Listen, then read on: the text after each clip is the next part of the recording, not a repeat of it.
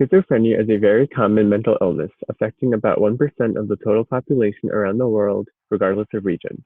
While men and women are equally susceptible, men typically develop schizophrenia around their mid-20s, while women are likely to do so in their late 20s.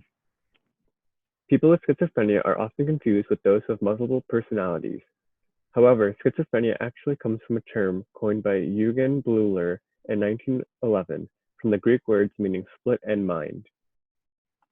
Therefore, people with schizophrenia are typically therefore sorry again. Schizophrenia is a very common mental illness affecting about 1% of the total population around the world regardless of region. While men and women are equally susceptible, men typically develop schizophrenia around their mid-20s, while women are likely to do so in their late 20s. People with schizophrenia are often confused with those who have multiple personalities. However, schizophrenia actually comes from a term coined by Eugen Bleuler in 1911 from the Greek words meaning split and mind. Therefore, people with schizophrenia are split from reality and cannot tell the difference between what is real and what is not.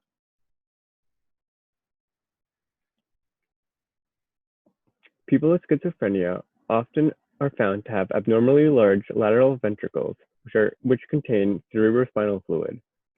Additionally, some common signs include a reduced size of the hippocampus, increased size of the basal ganglia, and abnormalities in the prefrontal cortex. However, not all people with schizophrenia have these changes necessarily. Not all of the factors which cause schizophrenia are known, and there are many reasons as to why it can develop. Genetics serves as a major indicator of the likelihood of developing schizophrenia.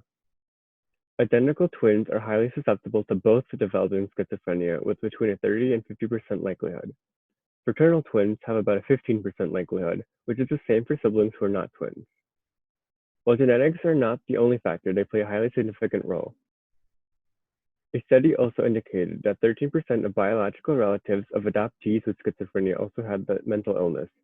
However, only 2% of biological relatives in adoptees without schizophrenia have the mental illness. In addition to genetics, environmental factors can also influence the development of schizophrenia, including family stress, trauma, infections or viruses at an early age, and poor social interactions. The overactivity of the neurotransmitter known as dopamine can also be attributed to causing schizophrenia. It has been found that drugs that block dopamine reduce schizophrenic symptoms and have similar effects as Parkinson's disease, which is characterized as having a lack of the normal amount of dopamine in the basal ganglia. However, high doses of amphetamines cause schizophrenic symptoms and can make symptoms worse. Children who have abnormal brain wave patterns resembling adults with schizophrenia can reduce their risk of developing schizophrenia by taking drugs that block dopamine receptors.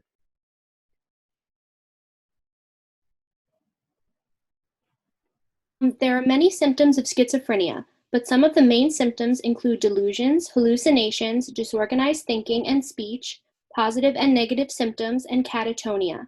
Let's go over each one. Delusions are extreme beliefs someone has that are not true. This is not the same situation as when you get a question wrong on a test because you chose the wrong answer that you believed was right. Someone with delusions will have extreme beliefs, like thinking that space aliens are controlling their mind, believing that someone is out to get them, or thinking that they are President of the United States. Hallucinations are when someone experiences something happening to them when it is not happening in real life. There are 4 types of hallucinations: auditory, visual, olfactory, and tactile. The word auditory has to do with the ears and hearing. This means that people with auditory hallucinations think they are hearing things when they are actually not. People with schizophrenia who have auditory hallucinations sometimes hear what they think are voices telling them to do things. When someone has a visual hallucination, it means that they are seeing things that are not really there, like people, animals, lights, objects, or faces, for example. The word olfactory has to do with smell, and so having an olfactory hallucination means that smelling things that are not really there. These smells can be good, like smelling someone baking cookies when no one is baking cookies, or bad, like smelling garbage even after the garbage has been taken out. Lastly, there are tactile hallucinations.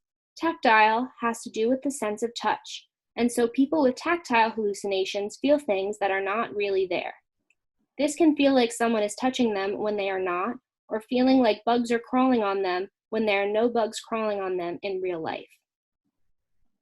Delusions and hallucinations can be very scary for someone who experiences them because they cannot tell the difference between what is real and what is not. People with schizophrenia who struggle with disorganized thinking and speech often get their thoughts and words all jumbled up when they try to speak. Sometimes people who suffer from disorganized thinking and speech will change their topic midway through their sentence or say words that do not make sense together so that what they are saying has no meaning. This is called word salad because it sounds to others like a bunch of words are thrown together. Catatonia is when someone is awake but unable to move and gets stuck in the same position for a long time. If another person moves the arms of a person experiencing catatonia, their arms will stay in the same spot that the person just moved them to. These symptoms are divided into either positive or negative symptoms. Positive symptoms are not what they sound like. Rather, positive symptoms are when a normal function that most people without schizophrenia have is changed by the mind to create a bad experience for the person with schizophrenia. Positive symptoms can include delusions, disorganized thinking and speech, unusual ways of acting, and unusual ways of moving. Negative symptoms are when someone with schizophrenia have a difficult time being able to function at the same levels that people without schizophrenia can function. For example, negative symptoms include not getting together with friends or family or wanting to be around other people, having little emotion and not being able to express themselves as easily, less energy, motivation, and activity, and catatonia.